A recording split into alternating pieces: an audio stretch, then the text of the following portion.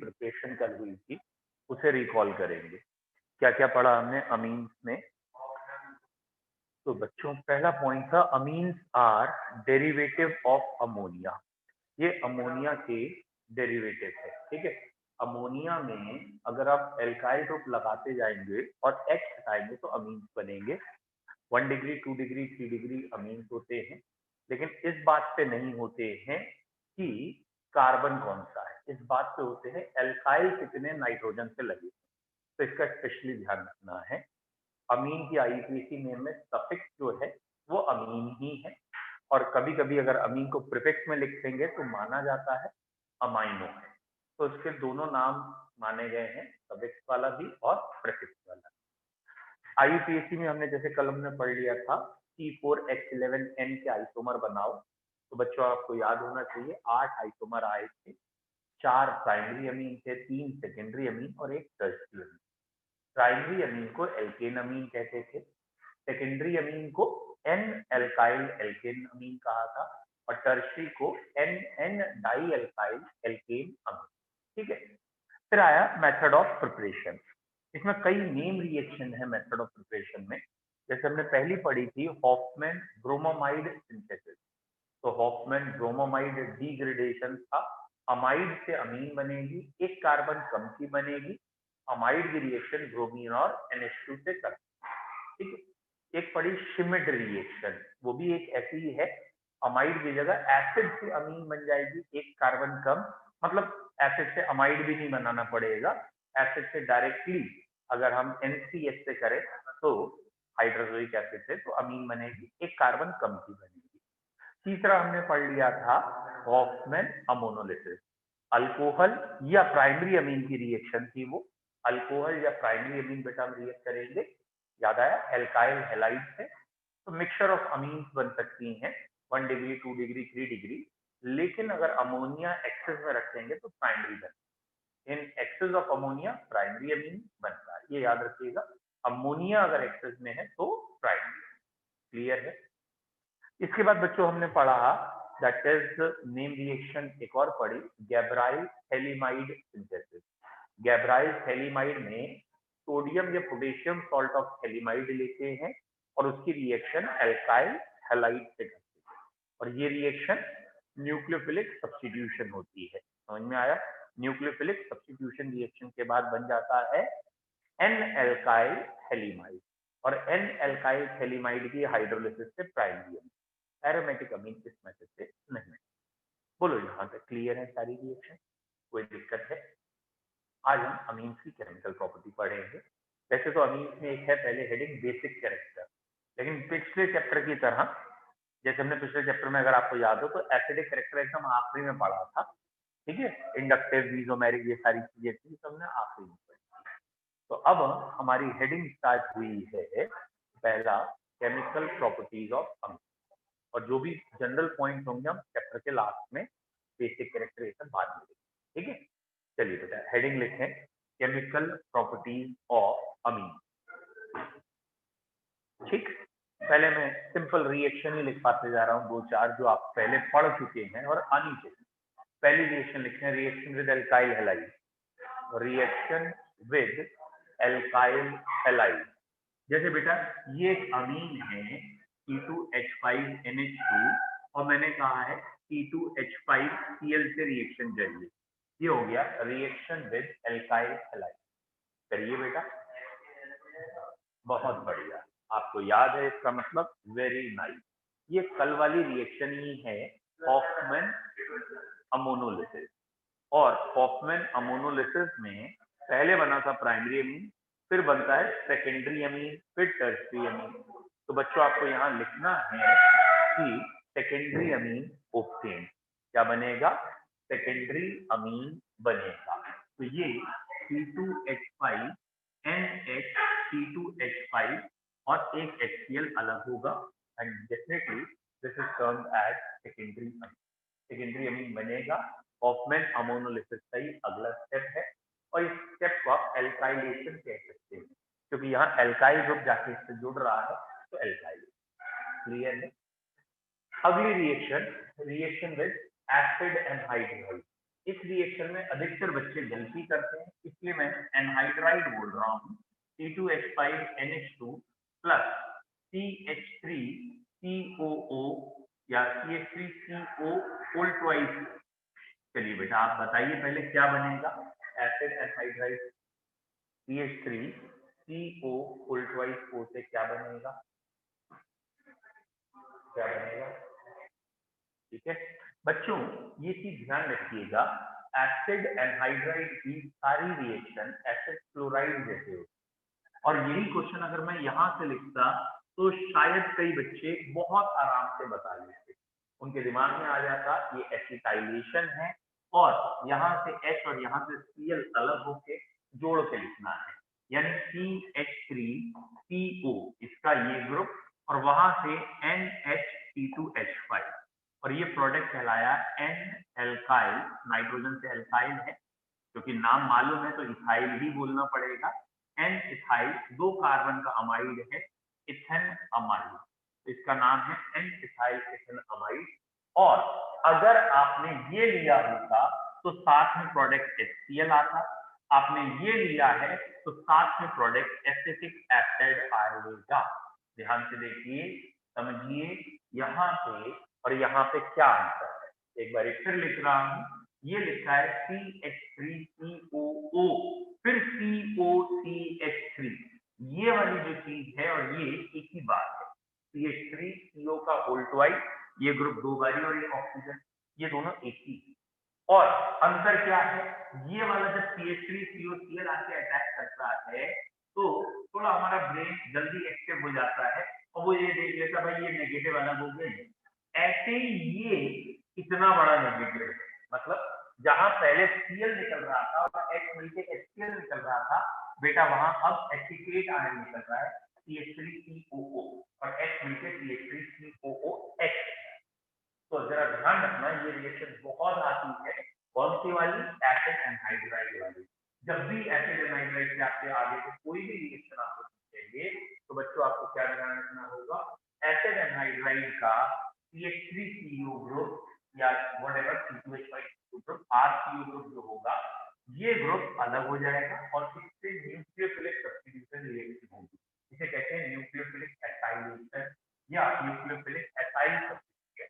मतलब ये पॉइंट से बॉन्ड तोड़ेंगे आप, यहाँ पॉजिटिव चार्ज आएगा, कोई नेगेटिव चार्ज जिसे न्यूक्लियोफाइल कहते हैं वो यहाँ आके जुड़ेगा और ये हट जाएगा, तो नेगेटिव चार्ज एक आएगा और ये नेगेटिव चार्ज हटना न्यूक्लियोफिलिक एसाइल। तो ये रिएक्शन आपको याद रखने में है, स्पेशली एनहाइड्राइड वाली। ठीक है मिटा दो दोनों,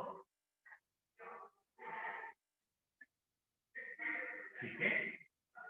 नेक्स्ट अमीन की अगली रिएक्शन, बेटा कॉमन सेंस है, अगली रिएक्शन बोलते हैं कई बच्चे करने अपने आप बहुत बढ़िया, reaction with nitrous acid, reaction with nitrous acid, very important, reaction with nitrous acid, amine की नाइट्रस एसिड से रिएक्शन करें और प्रोडक्ट बताएं क्या बने, एक क्वेश्चन दे दे बहुत बढ़िया।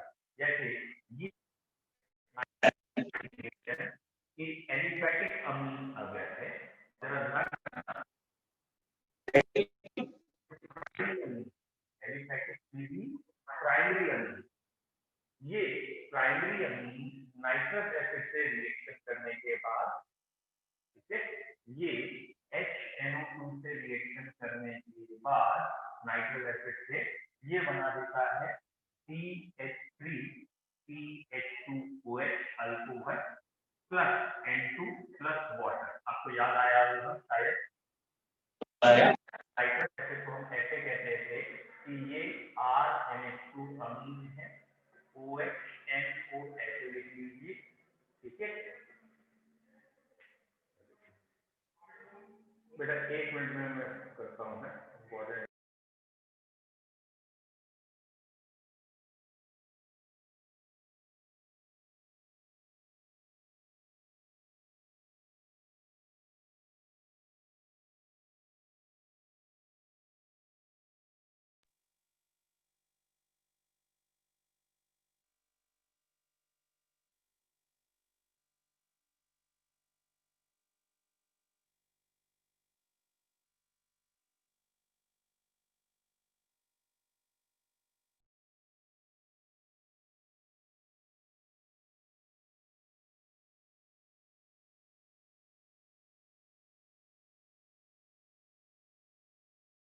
लिख ली है क्या? फिर से बोल देता हूं मैं, क्या रिएक्शन बोलनी है बेटा?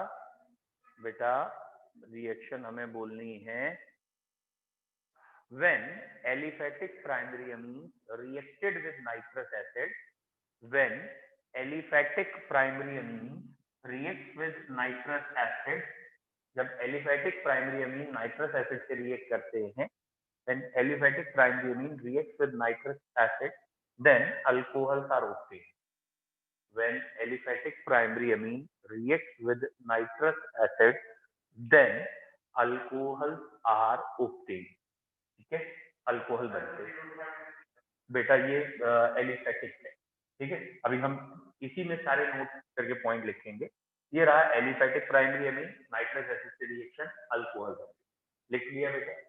अब इस रिएक्शन, ये रिएक्शन को लिखेंगे, इससे कई नोट के पॉइंट। सही बेटा, पहला नोट का पॉइंट जो मैं लिखा रहा हूँ वो आप छोड़ सकते हैं, कॉम्पिटिशन में ज्यादा आता है, 11th-12th में कम पूछा गया है। वो क्या है कि अगर मिथाइल अमीन की नाइट्रस एसिड से करते हैं तो मिथाइल अमीन नाइट्रस एसिड से मेन प्रोडक्ट बनाता है डाइमिथाइल ईथर और मिथाइल नाइट्राइल। ऑब्वियसली अल्कोहल भी बनता है, लेकिन मेजर प्रोडक्ट अल्कोहल नहीं है, ये मेजर है। तो ये कॉम्पिटिशन में आता है और 11th स्टैंडर्ड में फोकस नहीं है।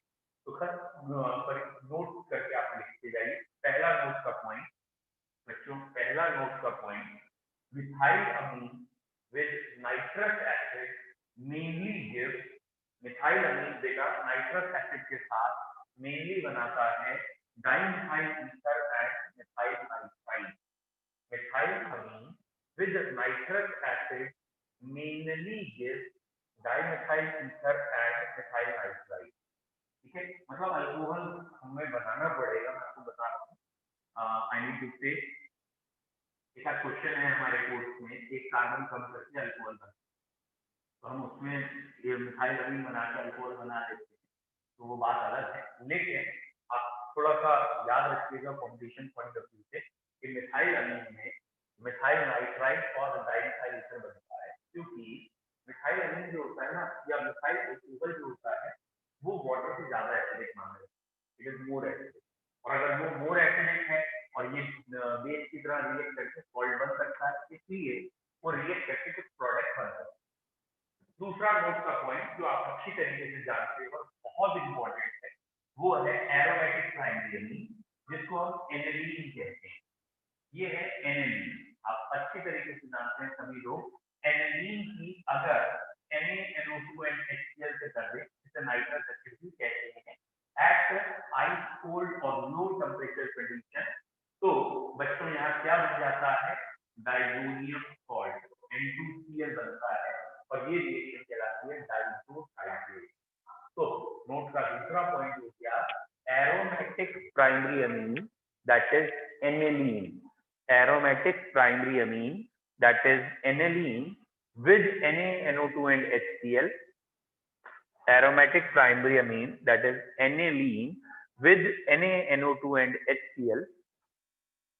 Aromatic primary amine, that is aniline with NaNO2 and HCl at 0 to 5 degree centigrade, at 0 to 5 degree centigrade gives diazonium salt, gives diazonium salt.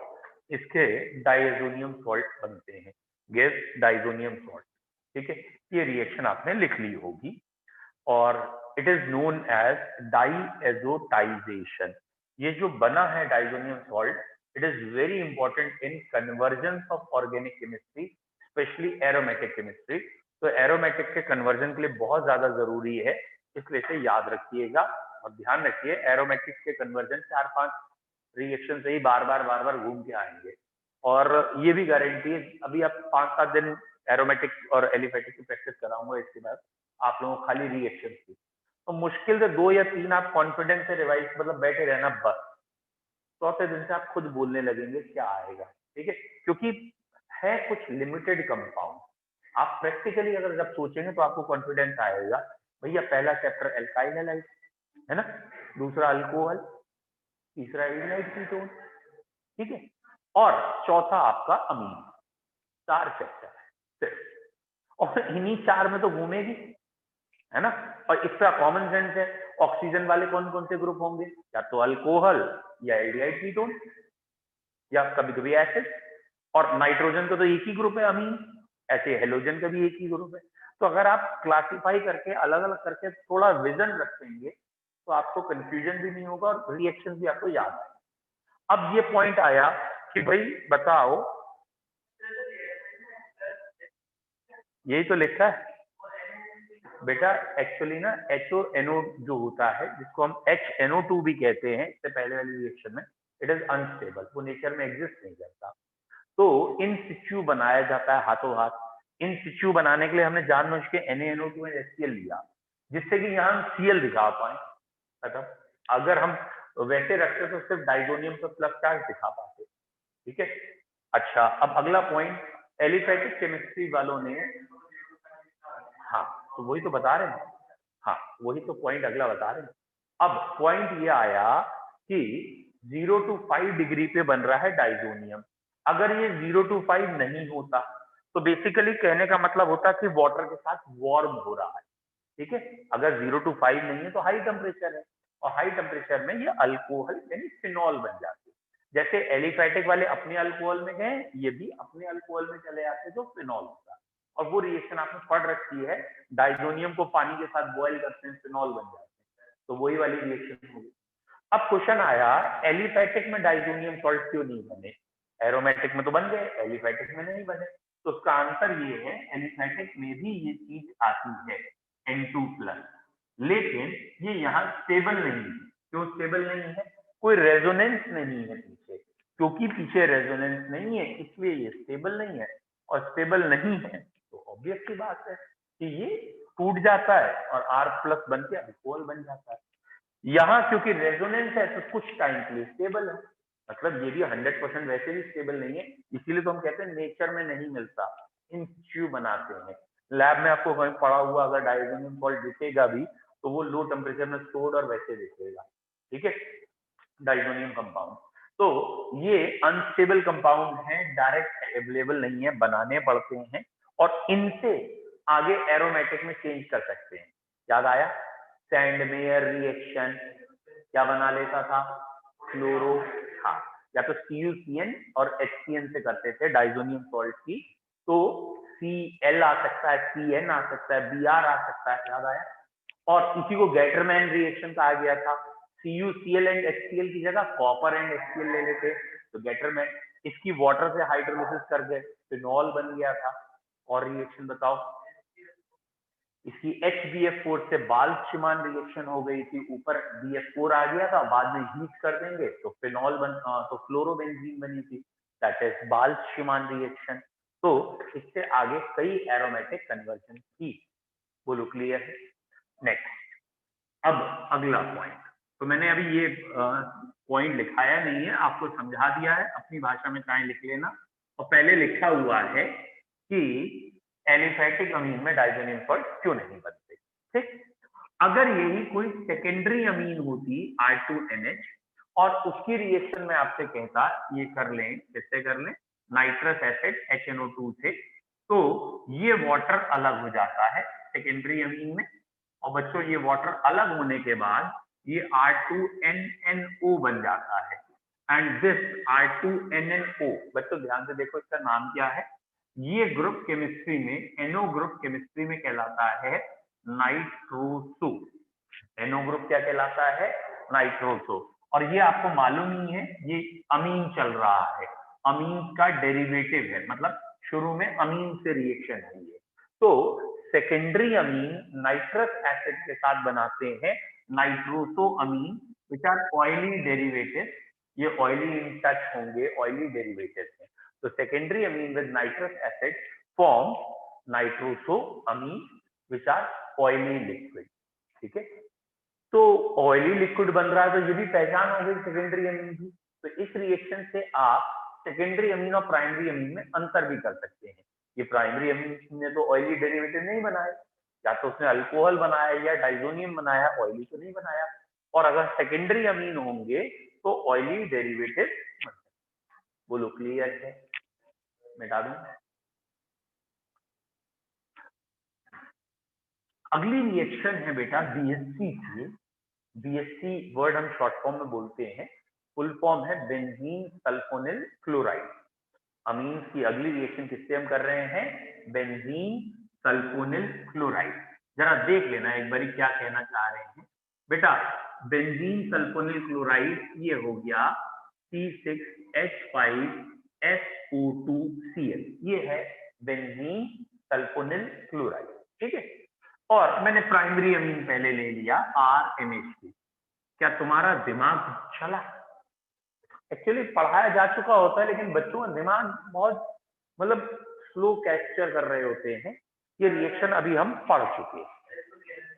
अगर ये रिएक्शन हम पढ़ चुके हैं कैसे, अगर आप थोड़ा सा ये ध्यान दें, अरे जैसे कार्बोक्सिलिक एसिड होता है COOH होता है, अच्छा कार्बोक्सिलिक एसिड की PCl5 से करें तो एसिड क्लोराइड बन जाता है या एनहाइड्राइड बन जाता है। ये भी तो सल्फोनिक एसिड का डेरिवेटिव है। जैसे आपने कार्बोक्सिलिक एसिड में COCl पढ़ा था, तो सल्फोनिक एसिड होता है SO3H, तो उसका OH हटा, Cl लग गया, तो SO3H का OH हट के Cl लगा। तो ये कार्बोक्सिलिक की जगह कौन से एसिड का डेरिवेटिव है? सल्फोनिक एसिड का। अब आप रिएक्शन याद करो, अभी थोड़ी देर पहले पढ़ाई थी कि एसिड क्लोराइड की अमीन से करते तो क्या बना था? एसिड क्लोराइड की अमीन से करते क्या बना था? N alkyl alkane amide. अभी पढ़ाई थी जिसमें मैंने लिख के दिखाया था acid chloride anhydride N alkyl sulphonamide, वो एल्केन अमाइड बना था। यहाँ पे एन एल्काइल सल्फोनामाइड बनेगा C6H5SO2NHR। आया समझ में क्या अलग हुआ? यहाँ से H, यहाँ से Cl अलग हुआ, दोनों जुड़ गए जैसे पिछली बार जुड़े थे। जैसे पिछली बार जुड़े थे, एक बारी पन्ना पलट के देख लो, समझ में आना चाहिए। नहीं आया तो लिख के दिखाऊं, बोलो आ गया? नहीं आया? जैसे अभी थोड़ी देर पहले मैंने ये रिएक्शन आपको लिख के दिखाई थी और तब ये कहा था एक H यहाँ से Cl यहाँ से हटेगा और ये बनेगा RCONHR। वही तो रिपीट हुई है भैया, एग्जैक्टली वही तो रिपीट हुई है। तो ये बन गया N एल्काइल बेंजीन सल्फोनामाइड, आपकी सल्फोनामाइड है। अब बेटा अगर इसकी NaOH से करें तो हो जाएगी।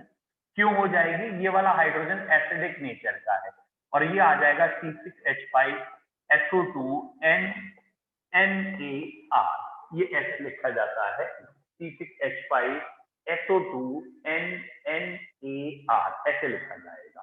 तो ये वाली रिएक्शन हुई आपकी प्राइमरी अमीन से। ठीक है, ठीक है, एक बारी देख लीजिए।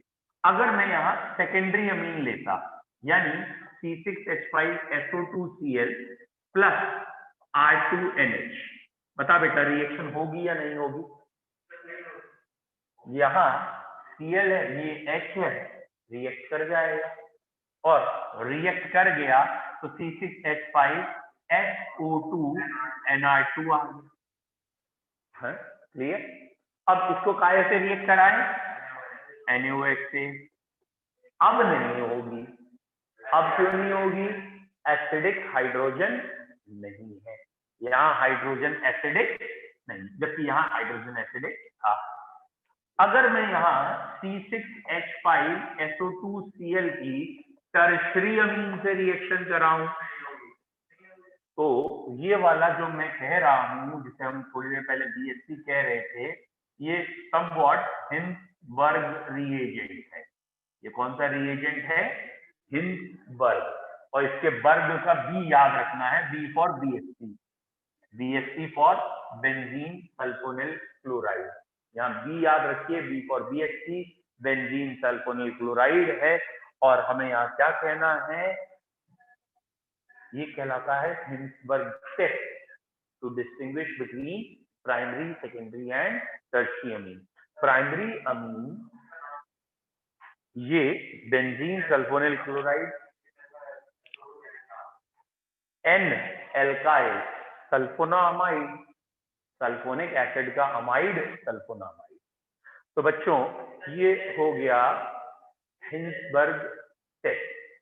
इस टेस्ट को हम कहते हैं हिंसबर्ग टेस्ट। हिंसबर्ग टेस्ट क्या है, लिख लीजिए बेटा। हिंसबर्ग टेस्ट में it is used to distinguish between primary, secondary and tertiary amine. It is used to distinguish between primary, secondary and tertiary amine. Hinsberg test क्या है, ये डिस्टिंग्विश कराएगा बेटा 1 डिग्री, 2 डिग्री और 3 डिग्री अमीन्स में। It is used to distinguish between primary, secondary and tertiary amine. अब अगर language में लिखना चाहते हैं या पहले रिएजेंट लिख लीजिए। It's reagent is benzene sulphonyl chloride. Benzene sulphonyl chloride इसका रिएजेंट है, बेंजीन सल्फोनिल क्लोराइड। ठीक है। और टेस्ट में अगर आप लिखना चाहते हैं तो आप कहेंगे primary amine with benzene sulphonyl chloride. बताओ बेटा क्या देता है, primary amine with benzene sulphonyl chloride gives N-alkyl sulfonamide which dissolves in NaOH। Primary amine जो प्रोडक्ट देता है वो NaOH में घुल जाता है। Primary amine with Hinsberg reagent gives N-alkyl benzene sulfonamide which dissolves in NaOH। ये NaOH में घुल जाता है। ठीक है। Secondary amine with Hinsberg reagent gives, बेटा सेकेंडरी अमीन क्या देता है, N dialkyl benzene sulphonyl amide. N dialkyl, दो बारी एल्काइल आ रहा ना बेटा, N dialkyl benzene sulphonamide, benzene sulphonamide and it do not dissolve in NaOH। ये NaOH में नहीं घुलेगा। तो अमीन्स में अंतर करने को आता है। और मतलब ये मान के चलो एग्जामिनर आपको ये नहीं कहेगा प्राइमरी सेकेंडरी में अंतर करो, वो कहेगा इथाइल अमीन और डाइथाइल अमीन में अंतर करो, या इथाइल अमीन और N मिथाइल इथेन अमीन में अंतर करो। वो जानबूझ के एक प्राइमरी और एक सेकेंडरी को IUPAC नेम में दे देगा कि आप इसको अंतर करिए। तो वहां आपको याद करना होगा या समझना होगा, एक कोई प्राइमरी होगा, एक कोई सेकेंडरी होगा। और प्राइमरी अमीन सल्फोनिल क्लोराइड के साथ जो प्रोडक्ट बनाएंगे वो प्रोडक्ट NaOH में घुल जाएगा। सेकेंडरी अमीन सल्फोनिल क्लोराइड का प्रोडक्ट तो बनाएंगे लेकिन NaOH में घुलेगा नहीं। और टर्शियरी अमीन सल्फोनिल क्लोराइड से रिएक्ट नहीं करते। ठीक है। कई बार इसी क्वेश्चन को घुमा के पूछ सकते हैं। मतलब उन्होंने कहा कि प्राइमरी अमीन की रिएक्शन C6H5SO2Cl से कर दी है और उसके बाद NaOH में रिएक्ट करेगा या नहीं करेगा। ठीक है। मतलब वो रिएक्शन खुद ही बताना शुरू कर दें, फिर लास्ट स्टेप में पूछ लें। ठीक है। तो आप कहेंगे रिएक्शन करेगा। अगर प्राइमरी अमीन होगा तो इसमें डिसॉल्व होगा, सेकेंडरी अमीन होगा तो पहले रिएक्शन हो जाएगी फिर डिसॉल्व नहीं होगा। मतलब ये टेस्ट पूछा जाता है। बोलो क्लियर है। तो अमीन्स को डिस्टिंग्विश करने के अभी तक आपके पास दो टेस्ट हो गए। एक टेस्ट हो गया डाइजोटाइजेशन। डाइजोटाइजेशन याद आ गया, मतलब नाइट्रस एसिड से रिएक्शन। तो प्राइमरी अमीन अगर एलिफेटिक है तो नाइट्रस एसिड से अल्कोहल बनाएगा, सेकेंडरी अमीन है तो ऑयली नाइट्रोसोअमीन बनेंगे। तो प्राइमरी और सेकेंडरी डिस्टिंग्विश वहां से भी होते हैं, ये ऑयली बन रहे हैं, एक में नहीं बन रहे। और एरोमेटिक है तो यहाँ एरोमेटिक और एलिफेटिक सेम प्रोडक्ट दे रहे हैं। इस रिएक्शन में ऐसा नहीं है कि एरोमेटिक है तो कुछ और हो जाए, एलिफेटिक दोनों है। बोलो क्लियर है। जल्दी पढ़ के देखो, कोई डाउट। नेक्स्ट, ये वाली रिएक्शन मैक्सिमम बच्चे पहली बार में गलत कर देते हैं। मैक्सिमम, अधिकतर। देखते हैं आप लोग करेंगे नहीं करेंगे। ये मैंने लिया है C2H5MgCl प्लस CH3NH2। मतलब अमीन्स की रिएक्शन ग्रिग्नार्ड रिएजेंट से करिए, प्रोडक्ट बताइए। ठीक है। ये मैंने आपको एक आध चैप्टर पहले भी कहा था, सतर्क रहिएगा इस रिएक्शन से। एंड आई होप सो आप लोग सतर्क हैं। ठीक है। Primary amine reacting with Grignard reagent, और इसके बाद सेकेंडरी अमीन की भी करा सकते हैं ग्रिग्नार्ड रिएजेंट से, और प्रोडक्ट बताने हैं। हाँ बेटा, कोर्स तो कराने दे बेटा, बोलिए।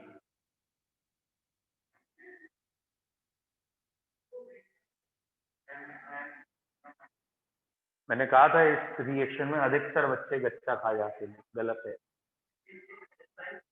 C6 कहाँ से आ गया मेरे भाई?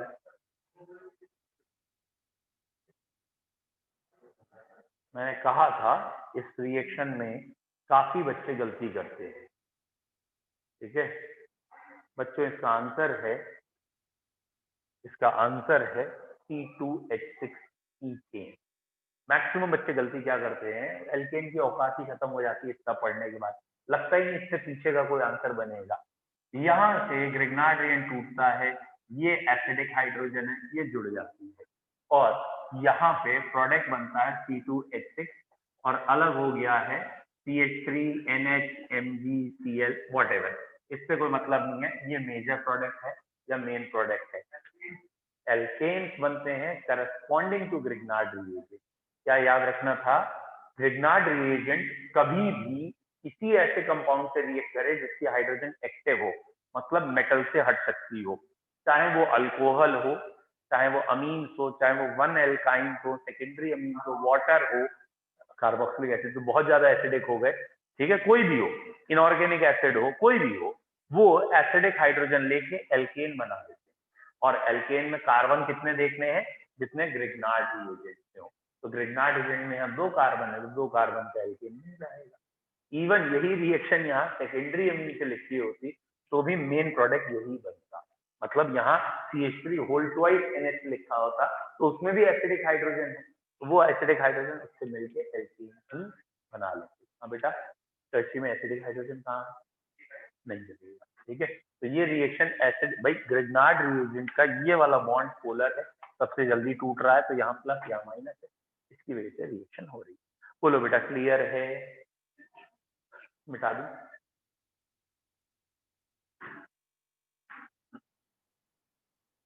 जल्दी से ये वाली सारी रिएक्शन रिवाइज करके देखिए, कोई रिएक्शन रह तो नहीं गई बता रहा हूँ, पहले ये रिवाइज करिए। हाँ एक रिएक्शन रह गई जिसका नाम था कार्बाइल अमीन रिएक्शन, पहले वो लिख लो, फिर हेडिंग करके लिख लीजिए बेटा, नेम रिएक्शन है वो भी, ठीक है, कार्बाइल अमीन रिएक्शन, ठीक है, that is carbylamine reaction. बच्चों अगर आप बायोमोलिक्यूल पढ़ोगे तो जरूर 1-2 टर्न और लग जाएंगे, अदरवाइज ये अमीन्स तो ऑलमोस्ट खत्म पे है, कल तक खत्म हो जाएगा, ठीक है। तो आपका कोर्स तो इस बैच में भी पूरा हो गया, खाली एक बायोमोलिक्यूल जो बच्चे कहेंगे तो वो भी। बायोमोलिक्यूल में इस भाई 3 ही हेडिंग है, ज्यादा है नहीं, कार्बोहाइड्रेट है, प्रोटीन, मतलब 2 ही, ठीक है।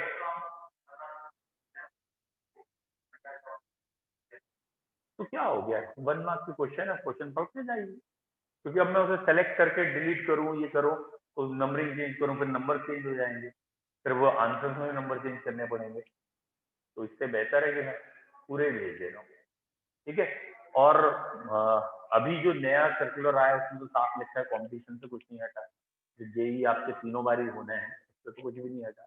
अब 1 मार्क के भेजे, आज मैंने 2 मार्क भी शुरू कर दिया है, ठीक है, आज मैंने कुछ 2 मार्क्स के भेजे, ठीक है। जो बच्चे सीरियसली देख रहे हैं उन्हें मिलते जाएंगे क्वेश्चन, और मैंने उसमें नीचे लिख भी दिया है, मेरे पास आंसर भी इसके एज इट इज टाइप्ड है, ठीक है। लेकिन जो बहुत इजी क्वेश्चन के आंसर हैं उसमें साफ लिखा है सेल्फ, टीचर, ये, और जो न्यूमेरिकल है उसमें वैल्यू दे दी है, इसके आंसर की वैल्यू यही है। जो कंसेप्चुअल है, कायदे से कंसेप्ट बताना है, इसकी है। अब एक डिफाइन मोल फ्रैक्शन, उसका आंसर नहीं लिखा, डिफाइन ये 1 नंबर में, उसका आंसर नहीं लिखा। Why molality do not depend on temperature, self, ऐसे लिख दिया। जो बहुत ही हल्के क्वेश्चन है, हाँ जहां कोई ना कोई थोड़ा सा भी लॉजिक है तो आंसर सही है, और इसीलिए मैं ये देख रहा हूँ कि कौन बच्चा कर रहा है, जो क्वेश्चन को सीरियसली करेगा वो उससे पूछेगा, फिर मैं उसे आंसर भी भेज दूंगा। जैसे अब तो न्यूमेरिकल भी शुरू कर दिया मैंने भेजना, अभी तक थ्योरी भेज रहा था, अब न्यूमेरिकल भी भेज रहा हूँ। अब किसी ने कहा कि भाई मेरे इसका ये आंसर आ रहा है, सही है या गलत है, वैल्यू चेक करा दो, तो ऐसे बच्चों के जो जो क्वेश्चन होंगे मैं उनके आंसर उन्हें बता दूंगा या डाउट बताऊंगा, जिससे मुझे ये पता लग जाए कि कौन बच्चे थोड़ा भी इनिशिएटिव ले रहे हैं, टेक पार्ट कर रहे हैं। प्लॉट क्या हो बेटा, कार्बाइल अमीन रिएक्शन क्या है बेटा, ये है प्राइमरी अमीन, चाहे एलिफैटिक है या एरोमेटिक है, इसकी रिएक्शन है। तो ये अमीन में प्राइमरी अमीन की रिएक्शन है, दोनों की, एलिफैटिक की भी एरोमेटिक। तो याद रखना है डाइजोटाइजेशन में एलिफैटिक और एरोमेटिक अलग अलग बिहेव करते हैं, मतलब नाइट्रस एसिड से रिएक्शन में, इसमें बताओ क्या रिएक्शन, रिएक्शन बताएंगे आप बोले सर, रिएक्शन तुम्हें याद नहीं होती है, बोलो। वेरी बैड बेटा, इसकी रिएक्शन थी क्लोरोफॉर्म से, CH-Cl3 क्लोरोफॉर्म, और कोई बेस ले लें, जैसे KOH लिया तो KOH ले लीजिए या कोई और इस रिएक्शन में बेटा अलग हो जाएगा, हाँ क्या बनेगा, कितनी गलत बात है, क्या बनेगा बेटा, है? आधे से ज्यादा को नहीं पता होता कि NC को कार्बाइल अमीन कहते हैं। NC ग्रुप जो है इसका नाम है कार्बाइल अमीन, और यहाँ पे R लिया था तो R, यहाँ बेंजीन है तो बेंजीन, ये कार्बाइल अमीन बने हैं 3KCl + 3 वाटर, ये अलग हो गए, KCl और वाटर अलग हो गए, carbylamine KCl and water, ठीक है। आधे से ज्यादा बच्चों को कार्बाइल अमीन नहीं पता होता, वेरी बैड, बेवकूफ। एक ही बात है CN-NC, शर्म नहीं आ रही तुम्हें कहते हुए, CN और NC फंक्शनल आइसोमर्स हैं, साइनाइड ग्रुप अलग है और आइसोसाइनाइड ग्रुप अलग है। पुराने नोमेनक्लेचर में साइनाइड आइसोसाइनाइड था, तो एक ही बात है, जबकि कोऑर्डिनेशन पढ़ चुका है, वहां पढ़ा है ये एम्बिडेंटेड लिगेंड है, एल्काइल हैलाइड में पढ़ चुका है, KCN से रिएक्शन करते हैं तो साइनाइड बनता है, AgCN से करते हैं तो आइसोसाइनाइड, एक ही बात है, कुछ कह लो।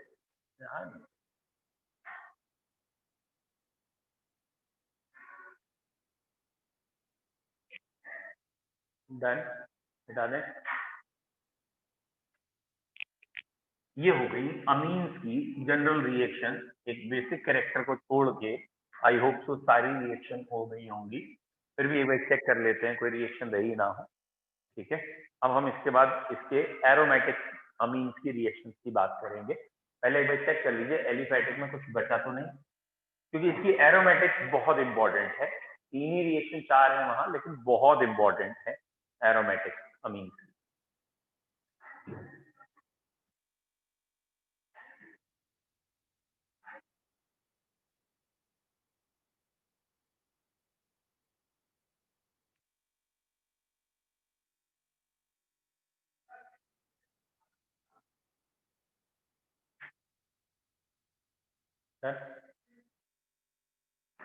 अब बच्चों इसमें जो एरोमेटिक अमीन है ऑब्वियसली हम उसे कहते हैं दैट इज एनिलीन, ठीक है।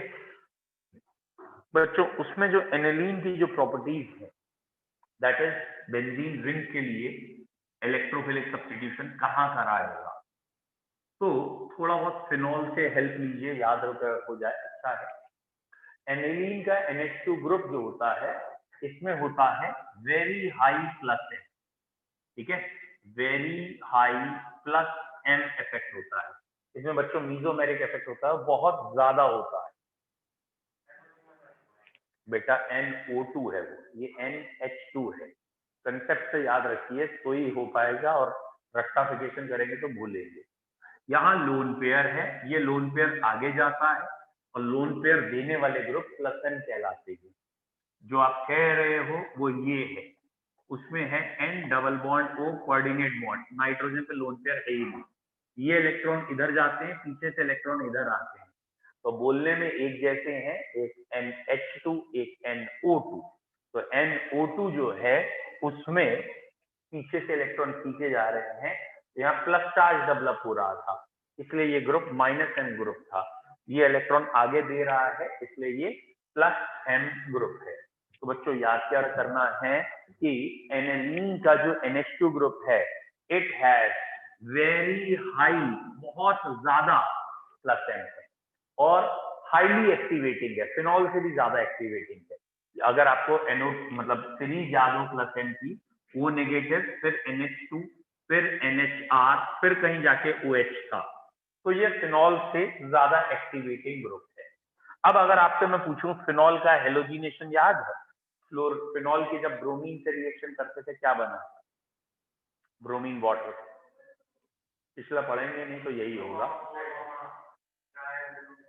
2,4,6 ट्राइब्रोमोफेनॉल बना था, याद आया। और अगर मीडियम में कार्बन डाइसल्फाइड ले लेंगे तो ऑर्थो और पैरा का मिक्सचर। गुड। ऐसे ये वाला ग्रुप उससे भी ज्यादा एक्टिवेटेड है। तो अगर आपने हेलोजन से डायरेक्ट रिएक्शन कर दी, ठीक है, और डायरेक्ट रिएक्शन में यहाँ मीडियम भी नहीं देखना ज्यादा, पोलर नॉन पोलर, लेकिन स्लाइटली पोलर मीडियम में कर दें तो यहाँ NH2 से तीनों तरफ ब्रोमीन आ जाती है, ठीक है, क्योंकि ये उससे भी ज्यादा एक्टिवेटिंग ग्रुप है। और ये वाला ऑब्वियसली वाइट प्रेसिपिटेट है, ये वाइट पीपीटी आता है। बट ये क्वेश्चन नहीं आएगा। क्वेश्चन जो आता है और 100% इसमें से एक क्वेश्चन जरूर मिलता है, इसे कहते हैं हम प्रोटेक्शन करना या इसको स्लाइटली इसकी एक्टिविटी कम करना। तो हम करते क्या है बेटा, ये ध्यान दीजिएगा, ये रिएक्शन बहुत इंपॉर्टेंट है। एनिलीन की reaction CH3CO whole twice O से कराते हैं। जानबूझ के मैंने CH3CO होल ट्वाइस O कह रहा हूं, कहने के लिए मैं CH3COCl भी कह सकता हूँ, ठीक है, कि आपका दिमाग चले। क्या रिएक्शन होगी, क्या रिएक्शन होगी? तो ये रिएक्शन होगी कि इस बेंजीन के ऊपर NH है और यहाँ पे COCH3 आ जाएगा। क्या हुआ है जरा ध्यान से देखो, एक H उसका और इसका CH3COO, मतलब एसिटिक एसिड अलग हो गया, और इसका CH3CO वो वहां जाके जुड़ गया, ठीक है। अब फिर से मैं कह रहा हूं, बताओ अगर इसी की रिएक्शन CH3COCl से लिखता तो कितना तुम्हें आसानी से समझ में आ जाता, नहीं आ जाता? आपको लगता है यहाँ का H और ये Cl निकल के बाकी जो जुड़ गया। इसको कहते हैं एक्सिटाइलेशन करा देना, प्रोटेक्शन कराना। What is the meaning of protection? बेटा अब ये वाला जो लोन पेयर है ना NH2 का, ये लोन पेयर थोड़ा सा औकात में आ गया है। व्हाट आई मीन टू से औकात में आ गया है। अब ये लोन पेयर 100% इस रिंग में नहीं जा रहा, बहुत ज्यादा एक्टिवेटिंग नहीं है। क्यों? क्योंकि ये लोन पेयर यहाँ भी रेजोनेंस कर रहा है और यहाँ भी रेजोनेंस कर रहा है, दोनों तरफ कर रहा है। ये कहलाता है cross conjugation. What is the meaning of cross conjugation? नाम से क्लियर है ना, cross, it is cross conjugation. देखा, या तो ये लोन पेयर इधर जाएगा या लोन पेयर इधर जाएगा, तो एक बार इधर एक बार इधर, तो क्रॉस कंजुगेशन होता है। और दूसरा होता है एक्सटेंडेड। What is extended? एक बार यू रेजोनेंस फिर आगे हो, एक्सटेंडेड मतलब बेंजीन में लोन पेयर यहाँ से आए, यहाँ फिर यहाँ फिर यहाँ फिर यहाँ फिर यहाँ, ये एक्सटेंडेड होती है। और ये क्रॉस, फिलहाल जो ये NH2 है, ये जिसमें चेंज हुआ ये भी प्लस है, बट इसकी एक्टिविटी पहले से कम हो गई। और अब जब हेलोजिनेशन करते हैं, ब्रोमीन वाटर से रिएक्शन करते हैं, तो सिर्फ ऑर्थो और पैरा पे प्रोडक्ट आता है। अब हेलोजिनेशन पे बेटा ऑर्थो और पैरा पे आता है, और कॉमन सेंस है पैरा पे ज्यादा आएगा, क्योंकि एक तो ऑर्थो पे इसका -I ज्यादा है, ये वाला ग्रुप -I है, और दूसरा ऑर्थो पोजीशन स्टेरिकली हिंडर्ड भी है, मतलब ये इतना बड़ा ग्रुप लग गया है तो ऑर्थो थोड़ी हिंडर्ड हो गई, इसलिए ये प्रोडक्ट मेजर बना। और फिर इसकी हाइड्रोलिसिस कर ली, यानी पानी डाल दिया, और फिर ये बन गया NH2 और ये आ गया Br। समझ में आया? तो यहाँ पैरा प्रोडक्ट मेजर बनता है बाई, पहले हम इसका एसिटाइलेशन कराते हैं, जैसे प्रोटेक्शन कहते हैं, और उसके बाद हेलोजिनेशन कराते हैं, फिर हाइड्रोलिसिस। पहले एसिटाइलेशन, फिर हेलोजिनेशन, फिर हाइड्रोलिसिस, सब बनता है। इसलिए रिएक्शन बहुत पूछी जाती है, ठीक है। चलिए, एनिलीन को हम कल दोबारा से पढ़ेंगे यहीं से, मतलब पहली रिएक्शन से ही दोबारा से पढ़ेंगे। आज इतना ही रखते हैं, और होप सो एक आध दिन में आपका ये फिनिश हो जाएगा। हाँ बेटा, केमिकल प्रॉपर्टी, हाँ यही तो कल यहीं से स्टार्ट कर दें। अरे बेटा इस मीटिंग का वो कोई और हो गया होस्ट शायद, बेटा एंड कर दीजिए meeting. Okay sir, okay, thank you sir.